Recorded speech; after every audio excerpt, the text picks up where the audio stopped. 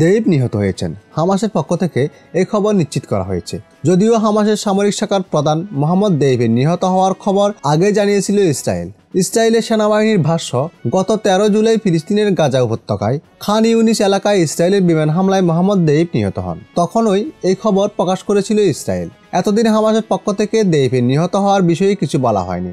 বৃহস্পতিবার এক বিবৃতিতে হামাস দেইবের নিহত হওয়ার খবর প্রথমবারের মতো নিশ্চিত করেছেন। সেই সঙ্গে বিবৃতিতে হামাস জানায়, সংগঠনের সামরিক শাখার উপপ্রধান মারওয়ান ইশা নিহত হয়েছেন।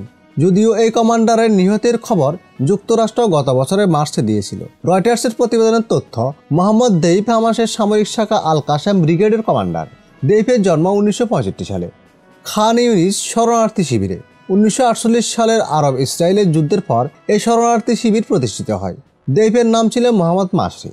1987 সালে প্রথম ইস্তেফাদা শুরুর পরে তিনি হামাসে যোগ দেন। তখন তার নাম হয় মোহাম্মদ দেইব। 1989 সালে ইসরায়েলি বাহিনীর হাতে গ্রেপ্তার হয়েছিল দেইব। তখন 16 মাস কারাগারে ছিলেন তিনি।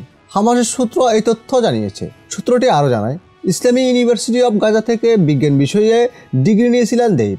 পদার্থ, রসায়ন ও জীববিজ্ঞান বিষয়ে পড়াশোনা করেছেন তিনি। তবে নানা বিষয়ে তার আগ্রহ ছিল।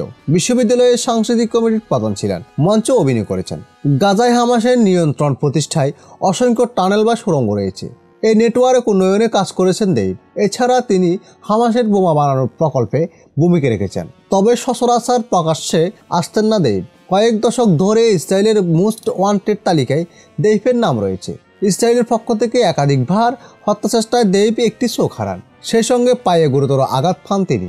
2014 সালে ইসরায়েলের বিমান হামলায় দেইবের স্ত্রী, 7 মাসের পুত্র সন্তান ও 3 বছর বয়সী মেয়ের মৃত্যু হয়।